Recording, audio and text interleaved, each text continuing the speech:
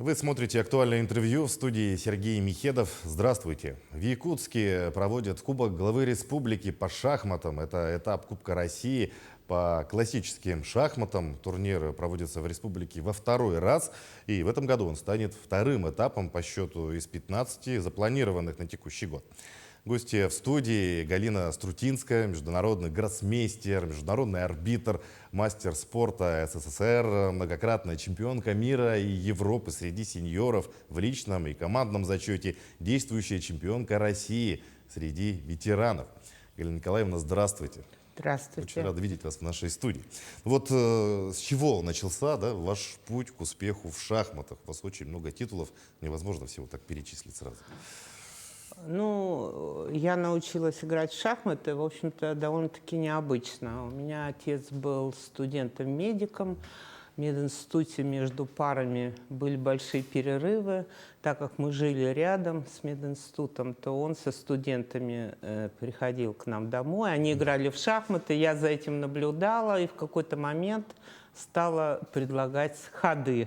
И, собственно, папа понял, что я, наверное, что-то начала соображать, и отправил меня в детскую секцию. Ну, собственно, так и начался мой шахматный путь. Но, естественно, трудно было предугадать, что это будет какой-то длинный путь. Но, по крайней мере, первые шаги были сделаны именно в Омске. Я тогда жила в Омске. Именно вот таким образом. А сколько вам лет было на тот момент? Ну, я думаю, лет 6-7. То есть с самого детства вы уже смотрели на эту игру и уже видели, какие-то ходы, которые можно... Да, я как-то сделать? поняла суть, наверное. Ну, это громко сказано. Скажем так, обучилась правилам игры в шахматы. Ну вот сколько лет, вы уже занимаетесь шахматами, ну и почему решили посвятить свою жизнь этому виду спорта? Ну, занимаюсь я очень давно, как вы понимаете. А посвятить сперва я не думала, потому что в то время старшее поколение нас настраивало на то, что надо становиться врачами, инженерами, педагогами. Поэтому я пошла в институт серьезный, Московский авиационный институт. Специальность у меня была вооружение летательных аппаратов. Но уже на последней преддипломной практике я поняла, что это все-таки не для меня, это слишком сложно. И поэтому я выбрала, скажем так, более легкий, понятный мне путь и стала заниматься шахматами, но не в плане игры. Играть мне тоже почему-то было сложно из-за того, что я сильно переживала от неудач. И я занималась организацией шахматной работы. Сначала в спорткомитете Москвы, потом спорткомитет СССР, потом Минспорт России, Шахматная федерация России. Но вы все-таки решили играть. Почему? Вас кто-то убедил или приняли самостоятельно? Ну, просто любовь к шахматам, поэтому я как бы во время работы я поигрывала в шахматы, скажем так, для удовольствия, особых успехов у меня не было, хотя я дважды выходила в чемпионат СССР, а это тогда было самое сильное, пожалуй, соревнование среди всех мероприятий в мире, чемпионат СССР среди мужчин и среди женщин.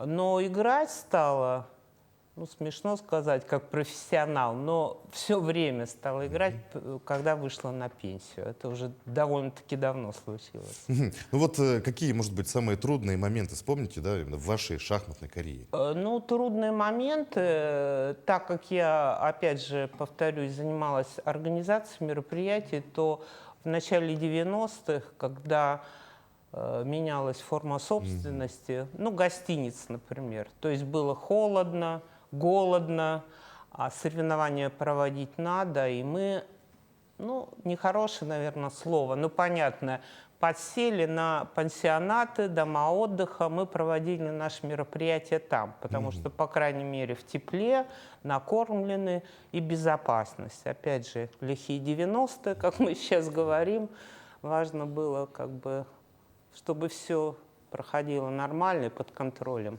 Ну, тогда всем было непросто, да, Всем действительно. было непросто, да, и в том числе как бы сохранить шахматное движение, сохранить спорт в начале 90-х, да. Ну и все 90-е годы, скажем так. Вот все мы знаем, да, знаменитую советскую шахматную школу, да, вот в чем ее особенности, да, чем она отличается от других мировых школ?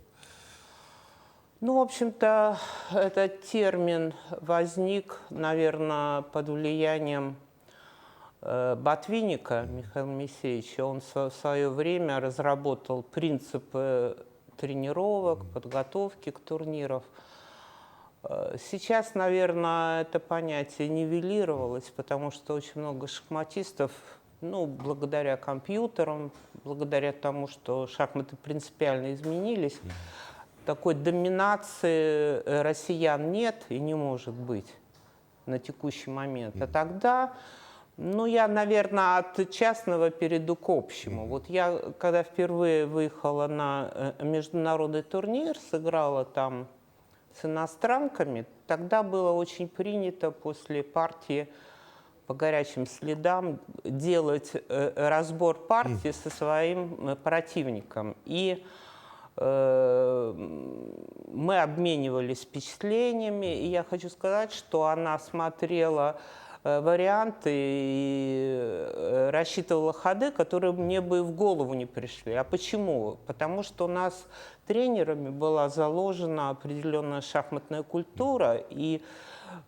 какие-то варианты отсекались в силу того, что мы тренерами были подготовлены, в каком направлении искать в позиции верное решение. За счет этого тратили меньше энергии, меньше времени, фактор времени, собственно, как и везде, и шахматы, как вы знаете, играют с часами, поэтому Ну, это было важно.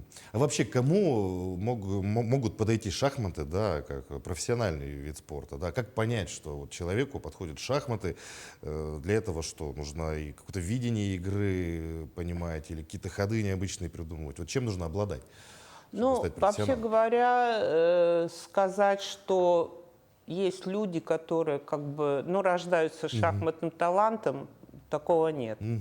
Но, с другой стороны, когда дети приходят в секцию, то, в принципе, тренеры уже видят, какой ребенок перспективный, а какой, в принципе, ну, не достигнет определенных высот, хотя все развиваются с разной степенью скорости, ну, с разной скоростью, и поэтому предугадать на 100% это нельзя. Ну, а там зависит от ребенка, насколько он мотивирован, насколько он хочет заниматься.